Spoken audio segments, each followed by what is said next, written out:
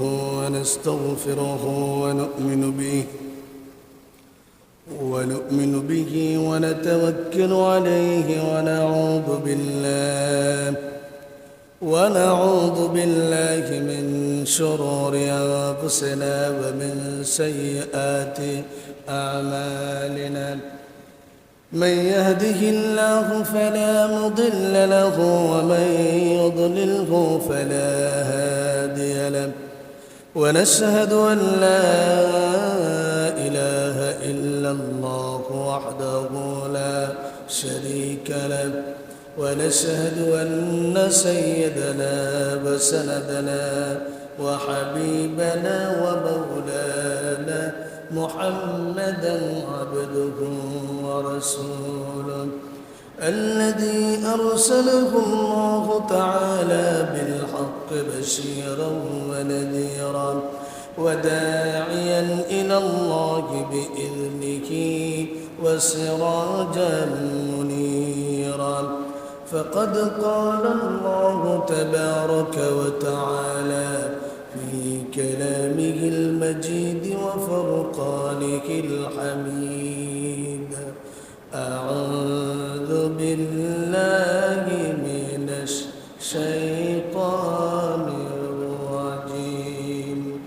بسم الله الرحمن الرحيم. إن الله وملائكته يصلون على النبي يا أيها الذين آمنوا صلوا عليه وسلموا تسليما. صلى الله على سيدنا محمد وآله وأصحابه وسلم. بلغ العلا بكماله كشف الدجى بجماله حسنت جميع خصاله. صلوا عليه وآله. بلغ العلا بكماله كشف الدجى بجماله حسنت جميع خصاله. هو الحبيب الذي ترجى شفاعته لكل خول من الأقوال مقتحم. بلغ العلا بكماله كشف الدجى بجماله حسنت جميع خصاله. صلوا عليه وآله. معزز محترم हजरत मुसल्लियान किराम दिगर मुरब्बियान आज़म, মহান আল্লাহ পাক পরবর্তীকার আলমের দরবারে অসংখ্য অগণিত শুকরিয়া আদায় করছি যে আল্লাহ পাক সুবহানাহু ওয়া তাআলা আমাদের সকলকে অত্যন্ত দয়া করে মায়া করে মেহেরবানি করে গত জুমার ন্যায় আজ পবিত্র জুমার মসজিদে উপস্থিত হওয়ার তৌফিক এনায়েত করেছেন। এজন্য সে রব্বুল ইজ্জত ওয়াল জালালের দরবারে কালিমাত শুকর আদায় করি, সকলে উচ্চ কণ্ঠে উচ্চারণ করি আলহামদুলিল্লাহ। আল্লাহ পাকের দরবারে আরো শুকরিয়া আদায় করছি যে আল্লাহ সুবহানাহু ওয়া তাআলা যারা হজ্জে মাবরুরের জন্য আল্লাহ পাকের বাইতুল্লাহ জিয়ারতের উদ্দেশ্যে আল্লাহ পাকের সেই ইসলামের শিআর, ইসলামের সেই নিদর্শনগুলো দেখে পবিত্র হজ সম্পন্ন করে আবার দেশে ফিরে আসছেন, এক একটি ফ্লাইট দেশের উদ্দেশ্যে রওনা দিয়ে দেশে অবস্থান করছেন।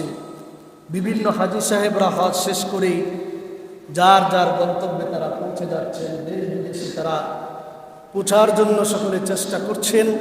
প্রত্যেকেই হজ শেষ করে আস্তে আস্তে নিজের মাতৃভূমিতে ফিরে আসার জন্য যে চেষ্টা করে যাচ্ছে, আল্লাহ পাকের কাছে দোয়া করি আল্লাহ রাব্বুল আলামিন যারা এসেছেন, যারা আসছেন, যারা আসবেন প্রত্যেককে আল্লাহ পাক সহি সালামতে থাকার মতো আসার মতো আল্লাহ ব্যবস্থা করে দিন, বলেন আমিন। তো আমরা আলোচনা করেছিলাম গত সপ্তাহে একটি বিষয়ে, আজকে দ্বিতীয় পর্ব আলোচনা শেষ করেই আমরা এই পর্বটি এই বিষয়টি টানবো ইনশাআল্লাহ। আমাদের আজকের আলোচনার যে অংশটুকু হলো হজ শেষে পবিত্র হজ্জে মাবরুর, পবিত্র বাইতুল্লাহ শরীফের হজ শেষ করে আল্লাহ পাকের মেহমানরা আবার যার যার মাতৃভূমিতে ফিরে আসছে, তাদের জন্য হজ করার পরে মাতৃভূমিতে ফিরে এসে নিজের স্বস্থানে ফিরে এসে করণীয় কি রয়েছে এবং বিশেষ করে হজ পরবর্তী মুমিনের জন্য করণীয় কি, এই বিষয়টি আমরা সংক্ষেপে আলোচনা করি। আজকে আমরা এই বিষয়টি নিয়ে আমরা আলোচনা শেষ করব ইনশাআল্লাহ। এর পরের পর্ব আমাদের আলোচনা আসবে, যেহেতু বৎসরের জিলহজ মাস আরবি মাসের শেষ মাস আমাদের মাস থেকে বিদায় নিয়ে যাচ্ছে, প্লাস পবিত্র মুহররমুল হারাম নতুন বৎসরের সূচনা আমাদের মাসে, নতুন বৎসর আগমন করছে, সে বিষয় নিয়ে মুহররমের সেই ফাজাইল মাসাইল নিয়ে আমরা ধারাবাহিক আবার আলোচনার পর্ব শুরু করব ইনশাআল্লাহ। তো আজকের আলোচনার বিষয়টুকু হলো, সকল হাজী সাহেবরা যার যার অবস্থানে ফিরে যান হজ করার পরে, এই হজ করার পরে তার নামের সাথে অ্যাড হয়েছে, যুক্ত হয়েছে আল হাজ, হাজী সাহেব। আগে যদিও তিনি হজ করেননি, হজ করার পরে কাবা দেখার পরে কার্যক্রমের পরে তার নামের সাথে যুক্ত হয়েছে আল হাজ।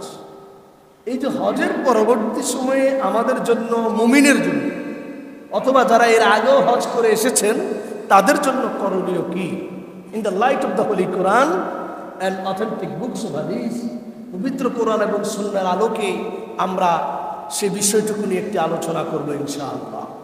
হাদিসে পাক এসেছে সহিহ বুখারী হাদিস নম্বর 1521, সহিহ বুখারীর 1521 নম্বর হাদিসে বর্ণনা করা হয়েছে, যে হাদিসটি হযরত আবু হুরায়রা রাদিয়াল্লাহু তাআলা আনহু থেকে বর্ণিত। وعن أبي هريرة رضي الله تعالى عنه أن رسول الله صلى الله عليه وسلم قال من حج لله فلم يرفث ولم يفسق رجع كيوم ولدته أمه أو كما قال عليه الصلاة والسلام। প্যারা নবী বিশ্ব নবী মানবতার নবী রাসূল করিম সাল্লাল্লাহু আলাইহি ওয়াসাল্লাম বর্ণনা করেন, আমার উম্মতের মধ্যে মান হাজ্জা লিল্লাহ, আল্লাহ পাক যাদেরকে হজ করার মতো তৌফিক এনায়েত করেছেন, সচ্ছলতা দান করেছেন, হজ করার মতো সেই সমস্ত আল্লাহ রাব্বুল আলামিন সুস্থতা এবং সম্পদ দান করেছেন, যারা হজ করেছে আল্লাহর সন্তুষ্টির জন্য, ফালাম ইয়ারফুস ওয়ালাম ইয়াফসুক, এই হজের ভিতরে কোনো ধরনের অন্যায় করেনি, আল্লাহ বিরোধী কাজ করেনি, ইসলাম বিরোধী কাজ করেনি, হজ বিরোধী কোনো কাজ করেনি, আবার সে হজ শেষ করে তার বাসা ভূমিতে ফিরে আসলো। রাসূল করিম সাল্লাল্লাহু আলাইহি ওয়াসাল্লাম বলেন, রাজা কায়াউমিন ওয়ালাদাতু উম্মু, এমন ভাবে সেই লোকটি, সেই হাজী সাহেব ফিরে আসলো যেন তার কোনো গুনাহ নেই, নিষ্পাপ সন্তান দুনিয়াতে মায়ের পেট থেকে সদ্য ভূমিষ্ঠ সন্তানের যেন কোনো পাপ থাকে না, তেমনি ভাবে একজন হাজী সাহেব মক্কা শরীফ হজ সম্পন্ন করার পরে নিজের ভূমিতে ফিরে আসে এমন অবস্থায় ওই নিষ্পাপ সন্তানের মতো তার কোনো পাপ থাকে না। সুবহানাল্লাহ। এই হাদিসের আলোকে সহিহ বুখারীর হযরত আবু হুরায়রা রাদিয়াল্লাহু তাআলা আনহু বর্ণনা মতে এই হাদিসের আলোকে আমরা বুঝতে পারি, যারা পবিত্র হজকে পুঙ্খানুপুঙ্খ রূপে রাসূলুল্লাহ সাল্লাল্লাহু আলাইহি সাল্লামের তরিকা মতে, আল্লাহ পাকের বিধান মতে আদায় করেছে, তারা নিষ্পাপ হয়ে আবার সে তার ভূমিতে ফিরে আসলো, বলেন সুবহানাল্লাহ। অন্য হাদিসে এসেছে রাসূল করিম সাল্লাল্লাহু আলাইহি ওয়াসাল্লাম বলেন, সেই হাদিসটিও হযরত আবু হুরায়রা থেকে বর্ণিত। হাদিসটি এসেছে তিরমিজি শরীফের মধ্যে, তিরমিজি শরীফের 811 নম্বর হাদিস। আল্লাহর নবী সাল্লাল্লাহু আলাইহি সাল্লাম বলেন, যেই ব্যক্তি এইভাবে হজের পরিপূর্ণ বিধান পালন করে হজকে সুন্দরভাবে আঞ্জাম দিয়ে আবার নিজের ভূমিতে ফিরে আসলো, রাসূল করিম সাল্লাল্লাহু আলাইহি সাল্লাম বলেন, গুফিরা লাহু মা তাকাদ্দামা মিন যামবি, আল্লাহ রাব্বুল আলামিন তাকে এমন ভাবে পবিত্র বানায় দিয়েছেন, হজ করার কারণে আল্লাহ পাক তার পিছনের সমস্ত গুনাহ খাতা মাফ করে দেন। সুবহানাল্লাহ। তাহলে আমরা পবিত্র বুখারীর হাদিস, পবিত্র তিরমিজি শরীফের এই দুটি হাদিসের অংশের মাধ্যমে আমরা রেজাল্ট পেলাম, বুঝতে পারলাম হজ করার পরে মানুষের কোনো গুনাহ থাকে না, নিষ্পাপ সন্তানের মতো সে পবিত্র হয়ে যেইভাবে সে গুনার বোঝা নিয়ে গেছে মক্কা, গুনার বোঝা নিয়ে চলে গেল, বিভিন্ন পাপের বোঝা নিয়ে চলে গেল, বাইতুল্লাহ জিয়ারতে ফিরে আসার পরে রাসূল মকবুল সাল্লাল্লাহু আলাইহি সাল্লামের সহিহ হাদিসে আমরা বুঝতে পারলাম ওই গুনাহগুলোকে আল্লাহ রাব্বুল আলামিন ধুয়ে মুছে পরিষ্কার করে তাকে নিষ্পাপ সন্তানের মতো একটি নতুন জীবন দান করেন। সুবহানাল্লাহ। অন্য হাদিসে এসেছে রাসূল করিম সাল্লাল্লাহু আলাইহি সাল্লাম বলেন, ওয়ান আবি হুরায়রা رضي الله تعالى عنه أن رسول الله صلى الله عليه وسلم قال العمرة إلى العمرة كفارة لما بينهما। رسول كريم صلى الله عليه وسلم বলেন, কোন ব্যক্তি যদি এক উমরা করে আবার আরেক উমরার জন্য প্রস্তুতি গ্রহণ করে, এই দুই উমরার মাঝে যেই সময়টুকু তার থাকবে, আল্লাহ রাব্বুল আলামিন এই দুই উমরার মাঝে যতগুলা পাপ করবে সমস্ত পাপকে আল্লাহ মাফ করে দিবে। সুবহানাল্লাহ। সুতরাং রাসূল করিম সাল্লাল্লাহু আলাইহি ওয়াসাল্লাম আরেকটি হাদিসে বলেছেন, তাবিউ বাইনাল হজ্জ ওয়াল উমরা, তোমরা হজ এবং উমরাকে তোমরা লাগাতার করতে থাকো, সুযোগ বুঝে সময় বুঝে। যেমন নাকি হজ এবং উমরা দারিদ্রতাকে আল্লাহ রাসূল বলেছেন, তুমি যদি দরিদ্র হও, রিজিকের সমস্যা থাকে, রিজিকের অভাব থাকে, তো আল্লাহ হজ এবং উমরা করার কারণে তোমার এই দারিদ্রতাকে আল্লাহ পাক দূর করে দিবেন, বলেন সুবহানাল্লাহ।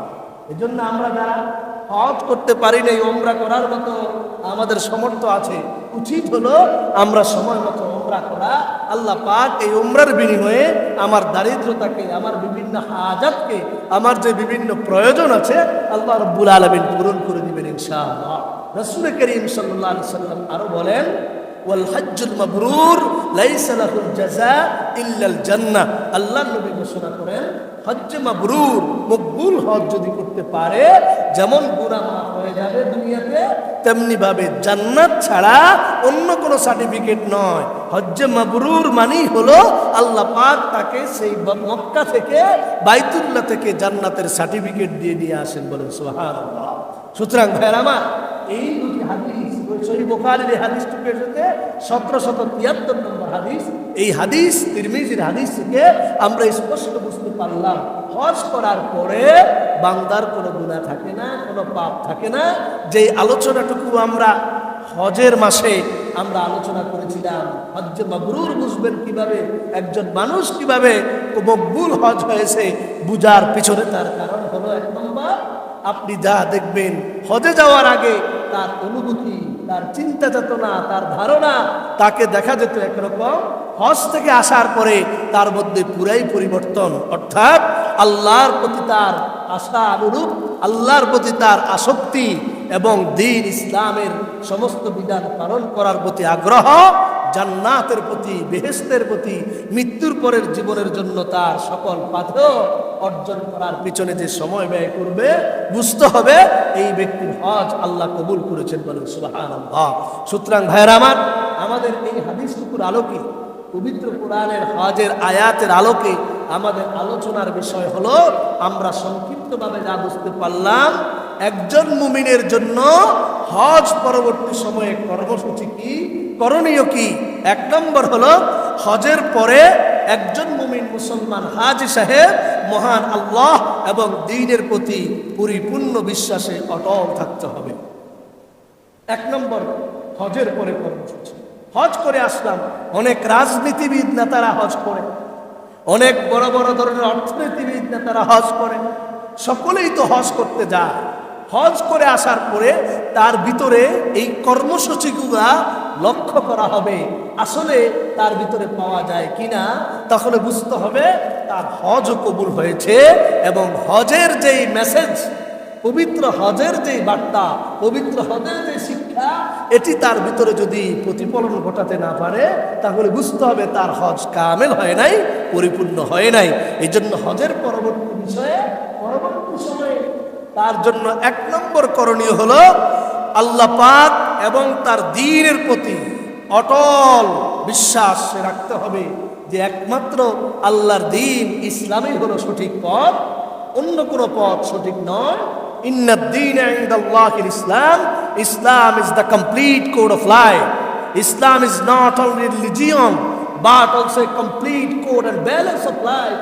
এই বিশ্বাস তার ভিতরে জাগাতে হবে, জাগ্রত করতে হবে, এটার উপরে অটল থাকতে হবে। যেই মানুষে হোক না কেন, হাজী সাহেবের জন্য 1 নম্বর করণীয় হলো এই হজের পরবর্তী তার জন্য এই আমল, বলেন সুবহানাল্লাহ। 2 নম্বর কাজ হলো ঈমান দৃঢ় এবং আকীদাকে পরিশুদ্ধ করতে হবে। আগে যদি অন্য কোনো আকীদায় সে বিশ্বাসী ছিল, আগে মাইজবান্ডারি আকীদায় বিশ্বাসী ছিল, আটরশি আকীদায় বিশ্বাসী ছিল, চন্দ্রপুরী রাজার ভাগী, এইভাবে দেওয়ান ভাগী বিভিন্ন ধরনের আকীদায় অথবা বিভিন্ন নষ্ট আকীদায় যদিও সে হজের আগে বিশ্বাসী ছিল, হজ করার পরে এক কাবাকে দেখার পরে, এক আল্লাহ রসুলের রওজাকে দেখার পরে, এক তাওয়াফ মিনা মুজদালিফা, এই রমিয়ে জামাত, এই সমস্ত আলোচনা, এই সমস্ত সকল কিছু আমল করার পরে তার ভিতরে প্রধান যে বিশ্বাসটুকু আসবে, ঈমান দৃঢ় হতে হবে এবং সহি আকীদায় বিশ্বাস, এক আল্লাহ এবং রাসূলের সকল ফর্মুলাকে সে মেনে চলবে। এই আকীদাকে সহিশুদ্ধ করাই হলো হজের পরবর্তী একজন মুমিনের জন্য করণীয়, বলেন সুবহানাল্লাহ। আমরা যারা হাজী সাহেবরা আগে হজ করে এসেছি অথবা এখন হজ করে নতুন আসছি, প্রত্যেকের জন্য এই কর্মসূচিগুলা অবশ্যই অব্লিগেশন নেই, আমাদের জন্য পালন করতে হবে। এটা একটা আমাদের জন্য ফরজ বিধান, বলেন সুবহানাল্লাহ। 3 নম্বর, অন্তরে আমাদের সকলের সব সময় আল্লাহ ভীতি রাখতে হবে। আল্লাহ ভীতি আমার আপনার ভিতরে সব সময় রাখতে হবে। কারণ আমি লাব্বাইক আল্লাহুম্মা লাব্বাইক, লাব্বাইক লা শারীকা লাকা লাব্বাইক, ইন্নাল হামদা ওয়ান নি'মাতা লাকা ওয়াল মুলকা লা শারীকা লাক, এই স্লোগান দিয়ে এসেছি, এই কালিমা, এই তালবিয়া পড়ে এসেছি। আমার আপনার উদ্দেশ্য হবে, আমার আপনার বাস্তবতা হবে অবশ্যই আমি সবসময় আল্লাহর ভয়কে আমি লালন করতে হবে। আমি যদি আগে বিভিন্ন অভ্যাসী ছিলাম, হজ করার আগে কাবলাল হজ একজন ব্যক্তি নাট্যশালায় সময় দিত, একজন নারী অথবা পুরুষ বিভিন্ন বেহায়াপনা বেলাল্লাপনায় জড়িয়েছিল। হজ করার পরে সে চাই নায়িকা হোক, গায়িকা হোক, যেই হোক না কেন, চাই সাধারণ অসাধারণ যেই মানুষ, রাজনীতিবিদ অথবা সাধারণ জনগণে হোক না কেন, হজ করার পরে তার ভিতরে যতদিন পর্যন্ত হজের মেসেজ, অন্যতম মেসেজ আর শিক্ষা হলো আল্লাহ ভীতি, তাকওয়া এবং ফরেজগারিতা তার ভিতরে অন্তর্ভুক্ত হতে হবে। প্রতিটি ক্ষেত্রে সে চিন্তা করবে, আমি যেখানে হাত দিচ্ছি, হাই রে আল্লাহ তো দেখতেছেন। আমি সুদি কারবারে লিপ্ত ছিলাম, হজের পরে এসে সেটা বর্জন করলাম। ঘুষে লিপ্ত ছিলাম, হজের পরে এসে বর্জন করলাম। আমার চিন্তা চেতনা ধ্যান ধারণা এমন হতে হবে, আমি যে এখন ঘুষ নিচ্ছি আমার আল্লাহ দেখতেছেন, কেউই না দেখো। আমি যে রাত্রে অন্য জায়গায় সময় কাটাচ্ছি, অশ্লীল কাজে সময় দিচ্ছি, আমাকে কেউ না দেখলো আমার আল্লাহ দেখতেছেন। এমন ভয় ভীতি, এমন তাকওয়া একজন মুমিনের জন্য হজের পরবর্তী সময়ে তার জন্য এই করণীয়, তার জন্য এটা অবশ্যই মেনে চলতে হবে। যদি মানতে না পারে তাহলে হজ যেরকম যাব আর আসবো, এই হজ আমার আপনার নামেরই হবে, কিন্তু আসল কাজ, আসল আমল, হজের যেই মাকসাদ আগে আলোচনা করলাম, হাদিস বর্ণনা করলাম, কোরআনের আয়াত আলোচনা করলাম, এর মেন মাকসাদ এবং উদ্দেশ্য আমার আপনার কোনোদিন সফল হবে না। প্রত্যেকটা জিনিসেরই যেমন একটা মাকসাদ আর উদ্দেশ্য থাকে, পবিত্র হজেরও এরকম মাকসাদ এবং উদ্দেশ্য আল্লাহ পাক রেখে দিয়েছেন, সুবহানাল্লাহ। 4 নম্বর, হজের পরবর্তী সময় করণীয় হলো এই জীবন আমার আপনার একটি পরীক্ষা, এটা বুঝতে হবে। পরীক্ষা স্বরূপ আমার আপনার এই জীবন, এটা ভাবতে হবে। তার কারণ হলো হজের প্রত্যেকটি কর্মসূচি আর কাজ হযরত ইব্রাহিম আলাইহিস সালাতু ওয়াস সালাম, মা হাজেরা আলাইহিস সালাম, হযরত ইসমাঈল আলাইহিস সালাম এবং রাসূল করিম সাল্লাল্লাহু আলাইহি ওয়াসাল্লামের সাহাবা আজমাইনদের সেই কঠিন পরীক্ষার সম্মুখীন হয়ে হজকে তারা পালন করেছে। এই সমস্ত পরীক্ষায় হযরত ইব্রাহিম আলাইহিস সালাম যেমন উত্তীর্ণ হয়েছেন, প্রতি পদে পদে পরীক্ষা, প্রতি মুহূর্তে ক্ষণে ক্ষণে পরীক্ষা।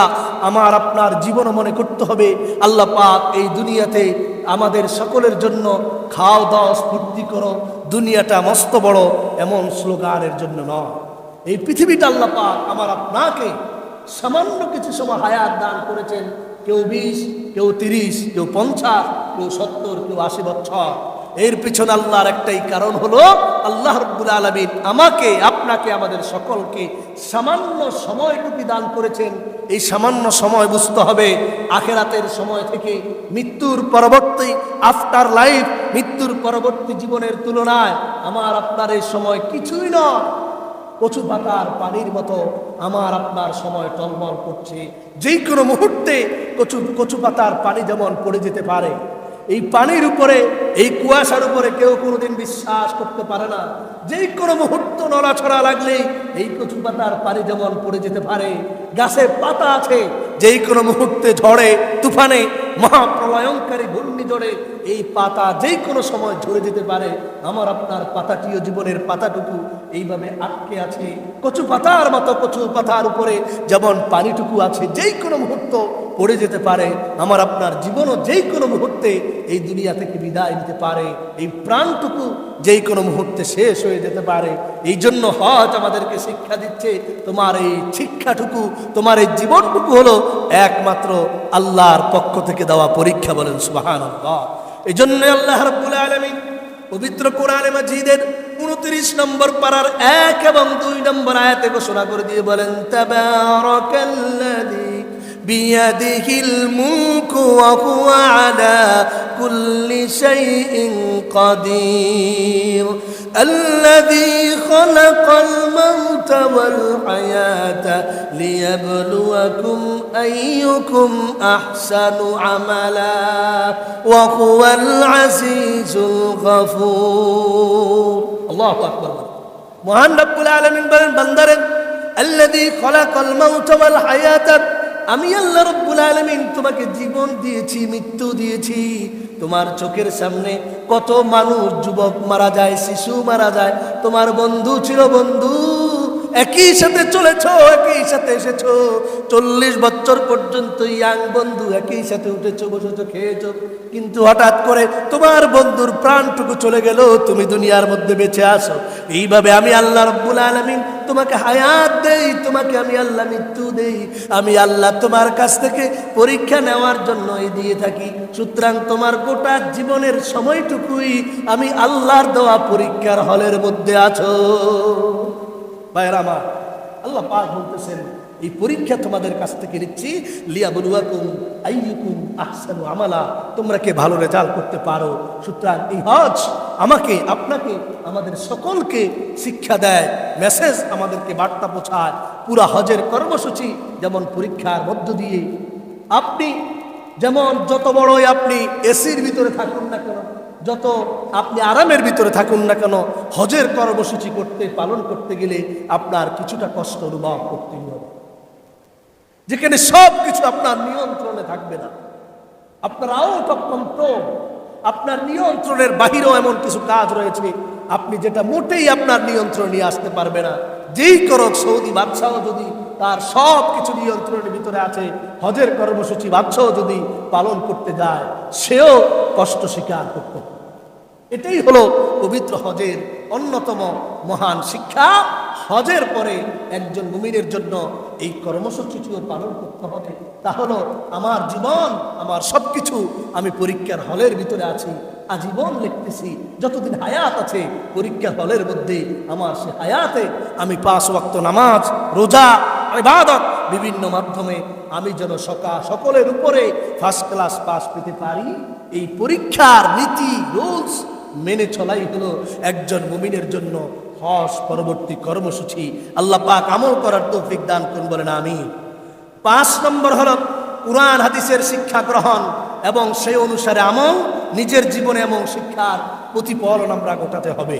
আমরা সকলেই হজ থেকে যা শিক্ষা অর্জন করেছি সেখানে হলো আপনি হজের গাইড বুক পড়েছেন, কিভাবে রমিয়ে জেমার করবেন, কিভাবে সাই বাইনা সাফা ওয়াল মারওয়া করবেন, কিভাবে তওয়াফ করবেন, তওয়াফে জিয়ারা, তওয়াফে কুদুম, কিভাবে আপনি বিদায়ী তওয়াফ করবেন, ইহরাম বাঁধবেন, আপনার যাবতীয় সকল কর্মসূচি পড়ার মধ্য দিয়ে অথবা ধর্মীয় আবেগ অথবা শোনার মধ্য দিয়ে আপনার কর্মসূচি এই 1 মাস 15 দিন 20 দিন আপনি পালন করে আসছিলেন।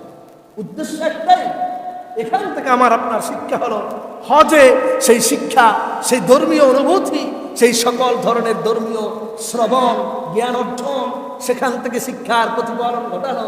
আপনি যদি সেটা সেখানেই রেখে আসেন, আপনার এই হজ পরবর্তীতে আপনাকে কোনোভাবেই একজন দামি মানুষ বানাতে পারবে না। এই জন্য হযরত আমর ইবনুল আসের সেই ঘটনা আপনাদেরকে আমি বলেছিলাম।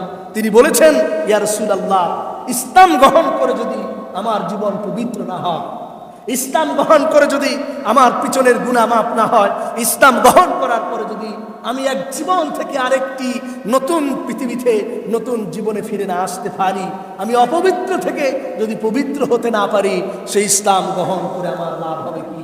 হযরত রাসূল বলেছেন, হে আমর ইবনুল আস, তুমি কি জানো না ইসলাম গ্রহণ করার পরে তাহদিবু মা কানা ক্বাবলা, তোমার পিছনের সকল গুনাহ আল্লাহ মাফ করে দেন। হজ করার পরে তোমার পিছনের সকল গুনাহ আল্লাহ মাফ করে দেন। হিজরত করার পরে হিজরতের আগে যত পাপ করেছো সব পাপগুলা মাফ করে দিবেন কে? কথা বলেন কে? সুতরাং সেই হজ থেকে আমরা এই শিক্ষাটুকু আজকে অর্জন করব। আমার আপনার জীবনকে সাজাতে হবে ধর্মীয় শিক্ষার মধ্য দিয়ে। প্রতিদিন আমি ক্লাসের মতো আমি পবিত্র কোরআনের একটি আয়াতের অনুবাদ করব, পবিত্র সূরা আমি একটি সূরার অনুবাদ করব। পারলে আমার ঘরে যেই সহিহ শুদ্ধ মতে যেই তাফসীর রয়েছে, দ্য এক্সপ্লেনেশন অফ হোলি কোরআন, পবিত্র কোরআনের যে ব্যাখ্যা গ্রন্থ রয়েছে, এখান থেকে আমি কিছু শিক্ষা অর্জন করব। এটাই একজন মুমিনের একটি হজের পরে তার জন্য করণীয় অন্যতম বিষয়। এরপরে হজের পরে একজন মুমিনের করণীয় হলো নিজের পরিবারকেও সঠিকভাবে ইসলাম আনার জন্য উদ্বুদ্ধ করতে হবে, ইসলাম গ্রহণ করার জন্য, ইসলাম শিখার জন্য। এরপরে হলো ইসলামের দাওয়াত অন্যজনের কাছে পৌঁছে দিতে হবে যে আমি হজ থেকে আসলাম। হযরত ইব্রাহিম নবী এবং তার রাসূল করিম সাল্লাল্লাহু আলাইহি সাল্লাম আর তার সাহাবীরা কিভাবে রাসূল সেই আরাফার ময়দানে দাঁড়িয়ে সাহাবীদেরকে বলেছেন, ফালিয়ুবাল্লিগিস শাহিদুল গায়বা মিনকুম, ও আমার সাহাবীরা আজকের উপস্থিত সেই কি বলে যে আটলান্টিক মহাসাগর, সেই বাহারে কুলজুমের ওই প্রান্তে, সেই আবিসিনিয়ার প্রান্তরে, সেই চীন, সেই জাপান, জার্মানের সেই অঞ্চলে আমার ইসলামকে পৌঁছে দেওয়ার জন্য আমি রাসূল তোমাদের 1,00,000 সাহাবীকে আমি তোমাদের কাছে দায়িত্ব অর্পণ করেছি। সুতরাং এই হজ আরাফার ময়দানে আপনি ভাষণ শুনেছেন, আপনার সেখানে হজের মুআল্লিম, আপনার সেখানে সকল মানুষের উদ্দেশ্যে যে আরাফার ভাষণ দেওয়া হয়েছে, সে আরাফাতের ভাষণের মাধ্যমে শিক্ষা অর্জন করতে হবে। আমার আপনার উপরে যতটুকু জেনেছি ততটুকু আমি আপনি অন্য মানুষের কাছে সঠিক জ্ঞান পৌঁছে দিতে হবে। এই কথাই রাসূল বলেছেন, বাল্লিগু আন্নী ওয়ালাউ আয়া, আমার পক্ষ থেকে একটি বাণী হলো অন্যকে পৌঁছিয়ে দাও, এটা তোমার জন্য দায়িত্ব আর কর্তব্য। হজ আমাদেরকে শিক্ষা দিয়ে পাঠিয়ে দিয়েছে দেশের মধ্যে, যাও তোমার জন্য অন্যতম একটি কর্তব্য হলো, তোমার জন্য করণীয় হলো আজকে হজ থেকে যা পেয়েছো জাতির কাছে তা পৌঁছিয়ে দাও। সেইটুকু আমরা আমল করে নিতে হবে ইনশাআল্লাহ। এরপরে আমাদের অন্যতম হচ্ছে উত্তম হালাল রুজি আমরা অর্জন করতে হবে। হজ যেমন হালাল পয়সা ছাড়া হয় না, তেমনি ভাবে হজের পরবর্তী জীবনও আমাকে শিক্ষা অর্জন করতে হবে। আমার জন্য করণীয় হলো আমি অবশ্যই হালাল রুজি অর্জন করার পিছনে আমার সময়কে আমি অবশ্যই ব্যয় করতে হবে। সকল পাপ থেকে বেঁচে থাকার জন্য চেষ্টা করতে হবে। কারণ হজের মধ্যে মান হাজ্জা লিল্লাহ ফালাম ইয়ারফুস ওয়ালাম ইয়াফসুক, যেখানে গিয়ে কোনো পাপ করা যায়নি, অন্যায় করা যায়নি, এতদিন আপনি পাপ থেকে মুক্ত ছিলেন, আপনার জীবনের বাকি জীবন কর্মসূচি আপনিও পাপ মুক্ত জীবন যেন করতে পারেন, সেইভাবেই আপনি চিন্তা চেতনা নিয়ে ডায়েরি নিয়ে বসতে হবে ইনশাআল্লাহ। এরপরে প্রত্যেক কাজে আমাদের আমলের প্রতিযোগিতা করতে হবে। যেমন আপনি তওয়াফ করতে যান, আমলের প্রতিযোগিতায় গিয়ে যান, রবিয়ে জেমার করতে যান, আমলের প্রতিযোগিতায় অ্যাডভান্স হয়ে যান। দুনিয়াতে এসে আপনার আপন নিরে পিছিয়ে ফিরে আপনি সেইভাবে হজের কার্যক্রম পালন করে অর্থাৎ শিক্ষা অর্জন করে সকল নেক কাজে আপনি সবার আগে থাকতে হবে। ফজরের আজান মুয়াজ্জিন শুরু করেছে, সবার আগে প্রথমে মসজিদে আপনি আসতে হবে। জুমার আজান শুরু হয়েছে, সবার আগে আপনি মসজিদে আগে আসতে হবে। সকল দিনের কর্মসূচি অমুক জায়গায় একজন এতিম অসহায় আছে, তার কাছে দান পৌঁছানোর আগে আপনার টাকা পৌঁছে দিতে হবে, আপনার দান পৌঁছে দিতে হবে। আপনি যদি এইভাবে কোনো জায়গায় আপনি অ্যাডভান্স হতে না পারেন, বুঝতে হবে আপনার হজ পরিপূর্ণতার মধ্যে কিছু ত্রুটি হয়েছে, ত্রুটিপূর্ণ হয়েছে। কাজগুলো আমরা সঠিকভাবে যেন করতে পারি, কোথায় কাজে আল্লাহর উপর ভরসা এবং সকল ক্ষমা প্রার্থনা, বেশি বেশি করে দোয়া, দুরু জিকির, এই আমলগুলো আমরা সব সময় বাস্তবায়ন করতে হবে। আল্লাহর দ্বীনকে সর্বশেষ আমাদের জন্য হজের কর্মসূচি, আর হজের আমাদের জন্য পরবর্তী মুমিন জীবনের করণীয় সর্বশেষ হলো আল্লাহর দ্বীনকে ব্যক্তিগত, পারিবারিক, সামাজিক এবং রাষ্ট্রীয় জীবনের সর্বস্তরে প্রতিষ্ঠা করার জন্য সচেষ্ট হতে হবে। এটাই হলো হজের সার্বিক সকল কার্যক্রমের অন্যতম মহা কর্মসূচি। পৃথিবীর মধ্যে অনেক কর্মসূচি আমরা পালন করি, লাস্ট অ্যান্ড ফাইনাল কর্মসূচি হলো আল্লাহর দ্বীন, আল্লাহর ইসলাম। আপনি একজন মানুষ, একজন হাজী সাহেব, আপনি একজন আল্লাহর মেহমান হয়ে এসেছেন, আপনার নাম আল্লাহর মেহমান। আপনার সামনে আল্লাহর দ্বীনকে পুনরুত্থিত করা হচ্ছে, আপনার সামনে আল্লাহর সেই ইসলামের বিধানগুলোকে কোনোভাবেই রাষ্ট্রীয়ভাবে, সাংবিধানিকভাবে অন্য কোনো রাষ্ট্রের লাল চক্ষুতে, রক্তচক্ষুতে আপনার চোখের সামনে আল্লাহর বিধান জ্বলান এবং বিভিন্ন অন্ধকারের শিকার হচ্ছে, আর আপনি স্ট্রং থাকবেন, তা হতে পারে না। সকল স্তরেই আল্লাহর এই জীবনকে, আল্লাহর এই দ্বীনকে প্রতিষ্ঠা করার জন্য আপনি সচেষ্ট হতে হবে। এটাই হলো একজন হাজী সাহেবের কর্মসূচি, তার জীবনের পরবর্তী আমল আর করণীয়। এই আমলগুলো যেন আমরা ধরে রাখতে পারি। আল্লাহ আমাদেরকে তৌফিক দান করুন, আমিন।